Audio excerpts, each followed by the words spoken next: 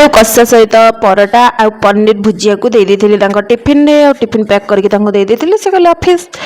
तापर आम खाइलु जलखिया आज करथिली मो चकुली आउ आलू कषा ताको खाई सारा पर दीपर खाଇବା बनैथिली। दीपर खाइबारे आज करथिली साग, बहुत दिन पर आम साग आज खाइलु ता सहित आलू चकटा आउ डाली ता सहित दिन तरकारी माने जो आलू तरकारी आउ बैगण को टिके भाजी देथिली।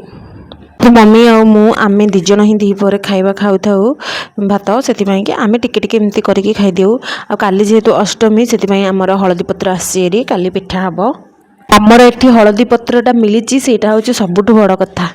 तापर दी जनकर ये खेल चलला गोटे कंढईटा को धरिकी गणेश ठाकुर को धरिकी पूरा ये बुहे शुआऊँगी सी बुहे शुआऊँगी चलती दुई जनकर खेल। मत लगुच मो झील बोधे मत फॉलो करुच्ची।